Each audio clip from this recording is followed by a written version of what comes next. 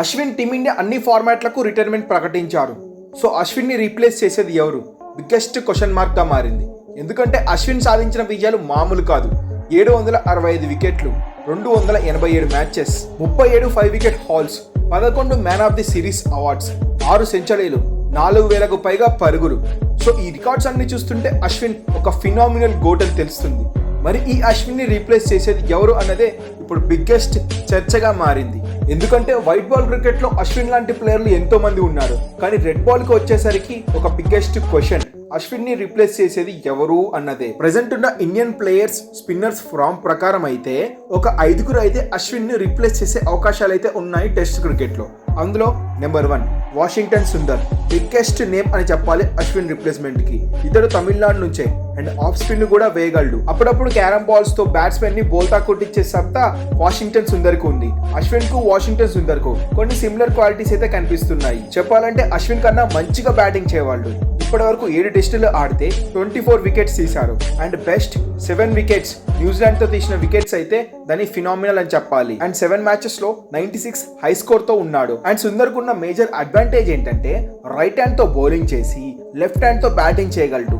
So number 6 number 7 batting order లో left hand batsmen అంటే టీమిండియాకు ఒక మంచి గ్రిప్ ఉంటుంది టెస్ట్ క్రికెట్ లో. ఎందుకంటే అశ్విన్ నెంబర్ 7 బ్యాటింగ్ ఆర్డర్ లో వచ్చి ఎన్నో టెస్ట్ మ్యాచ్ లో టీమిండియాను సేవ్ చేయగలడు. సో ఖచ్చితంగా వాషింగ్టన్ సుందర్ కి అయితే అశ్విన్ ను రీప్లేస్ చేసే క్యాపబిలిటీ ఉంది. And number 2 Axar Patel, off spinner, left hand bowler. 2021 లో డెబ్యూ చేశారు టెస్ట్ మ్యాచ్ల్లో. మొత్తం 14 మ్యాచెస్ ఆడితే 646 రన్స్ చేశారు అండ్ 50 వికెట్స్ అయితే ఉన్నాయి. ఫస్ట్ క్లాస్ క్రికెట్ లో కూడా 196 వికెట్స్ తీశాడు అండ్ 2000 రన్స్ పైగా ఉన్నాయి అక్షర్ పటేల్ కు. సో టెస్ట్ లో అక్షర్ పటేల్ మంచిగా బౌలింగ్ చేస్తాడు, బ్యాటింగ్ కూడా చేసే సత్తా ఇతనికి ఉంది.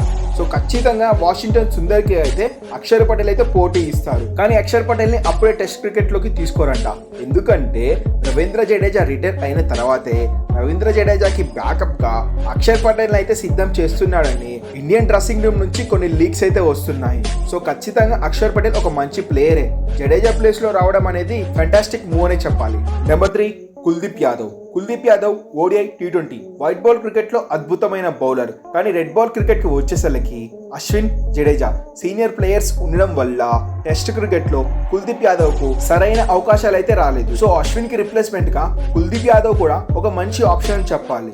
కాకపోతే కుల్దీప్ యాదవ్ డిసడ్వాంటేజ్ ఏంటంటే ఇతడు బ్యాటింగ్ సరిగా చేయలేడు. సో నెంబర్ 7 బ్యాటింగ్ ఆర్డర్ లో వచ్చి మంచిగా బ్యాటింగ్ చేసే వాళ్ళైతే టీమిండియాకి ఒక మంచి ఆప్షన్ గా ఉంటుంది ఎక్స్ట్రా సపోర్ట్ బ్యాట్స్మెన్ గా. సో కుల్దీప్ యాదవ్ లాంటి ప్లేయర్ మంచి స్పిన్నరే, మంచిగా బౌలింగ్ చేయొచ్చు.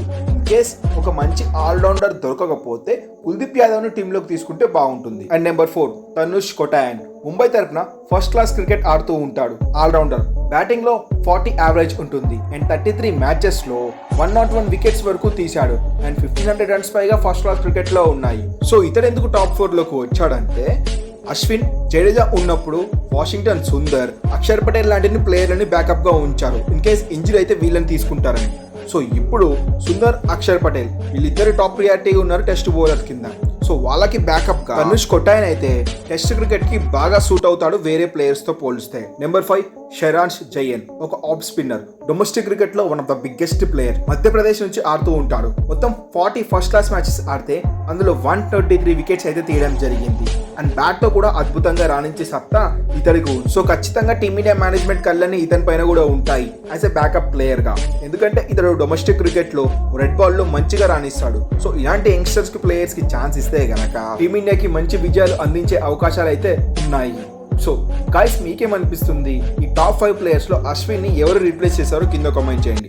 అండ్ ఇలాంటి ఇంట్రెస్టింగ్ క్రికెట్ అప్డేట్స్ కోసం మన క్రికెట్ రిలీజియన్ ఛానల్ని సబ్స్క్రైబ్ చేయడం మాత్రం మర్చిపోకండి. Thanks for watching our video.